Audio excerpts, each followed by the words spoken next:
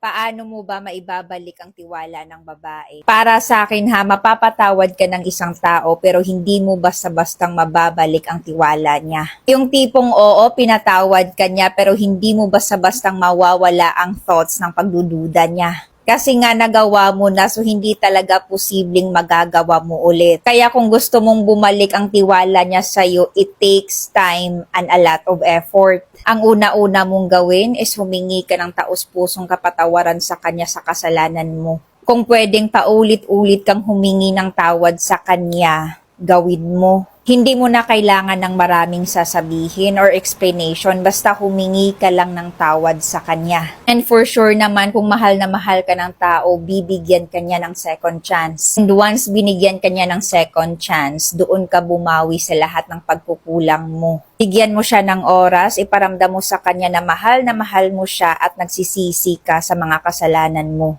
And of course, mag-commit ka sa kanya na hindi mo na yun uulitin at kung uulitin mo man, ikaw na mismo ang lalayo. Hindi pwedeng puro salita lang. You need to back up your words with actions. Hindi yung nag-commit ka sa kanya, nag-promise ka sa kanya pero wala ka namang ginagawa or hindi ka nagbabago. Sa na-notice ko ha, sobrang daming taong binibigyan ng second chance pero sinasayang lang. Yung tipong nagpakamartir ka na, bumaba ka na, sinet aside mo yung paniniwala mo para lang masave ang relationship nyo, pero sinira at sinayang lang din ng taong pinakamamahal mo. Sinasabi ko sa inyo, ang babae, martir yan sa pag-ibig, marupok yan kung marupok, pero once sobra-sobra na, malaki na ang problema, wala siyang nakikitang pagbabago sa'yo, huwag ka nalang magtaka kung tatahimik yan at mawawala yan sa'yo. Kaya kung alam mo sa sarili mo na hindi mo kayang mawala ang tao, huwag mong sayangin ang second chance na binigay niya sa'yo. Alam kong mahirap magtiwala or ibalik ang tiwala, pero magigain mo yan in a long run kung nakikita ng partner mo ang pagbabago mo at ang sinseridad mo.